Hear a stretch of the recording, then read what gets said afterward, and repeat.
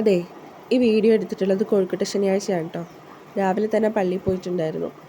പള്ളി കഴിഞ്ഞപ്പോൾ അവിടുന്ന് കോഴിക്കോട്ടേക്ക് തന്നെ അതൊക്കെ കഴിച്ചിട്ട് തിരിച്ച് വീട്ടിൽ വന്നു. എന്നിട്ടൊരു വൈകുന്നേരമൊക്കെ ആയപ്പോൾ ഞാനും കോഴിക്കോട്ടെ ഉണ്ടാക്കാൻ തുടങ്ങി. നമുക്ക് എല്ലാ ക്രിസ്ത്യാനികളുടെ വീട്ടിലും ഇന്നത്തെ ദിവസം കോഴിക്കോട്ടെ ഉണ്ടാക്കും എന്നാണ് എനിക്ക് തോന്നുന്നത്. എന്തായാലും ഞാൻ എല്ലാ കൊല്ലം ഉണ്ടാക്കാറുണ്ട്. കോഴിക്കോട്ടെ ഉണ്ടാക്കാൻ ഇപ്പോൾ ആർക്കും പറഞ്ഞു തരേണ്ട കാര്യമൊന്നുമില്ല, എല്ലാവർക്കും അറിയാവുന്ന കാര്യമായിരിക്കും. നമ്മൾ ഇന്നത്തെ ദിവസം കോഴിക്കോട്ടെ ഉണ്ടാക്കുന്നതിന് നമുക്കൊരു വിശ്വാസമുണ്ട്. കർത്താവ് ലാസറിനെ ഉയർപ്പിച്ച ശനിയാഴ്ചയാണെന്നാണ് പറയപ്പെടുന്നത്.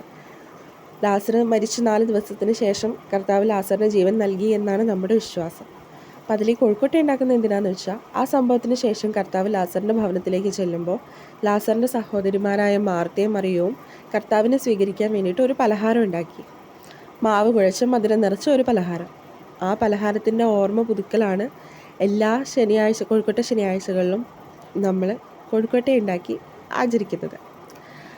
അപ്പോൾ ഇത് വീഡിയോ എടുത്തതും കോഴിക്കോട്ടെ ശനിയാഴ്ചയാണെങ്കിലും ഞാൻ ഈ വീഡിയോ അപ്ലോഡ് ചെയ്യുന്നത് ഓശാന ഞായറാഴ്ചയാണ്. അപ്പോൾ എല്ലാവർക്കും എൻ്റെ ഓശാന ഞായർ ആശംസകൾ. ഈ വീഡിയോ ഇഷ്ടപ്പെട്ടെങ്കിൽ എല്ലാവരും ലൈക്ക് ചെയ്യുക, ഷെയർ ചെയ്യുക, സബ്സ്ക്രൈബ് ചെയ്യുക, കമൻറ്റ് ചെയ്യുക. അപ്പോൾ അത്രയേ ഉള്ളൂ നമ്മുടെ വീഡിയോ. ബൈ.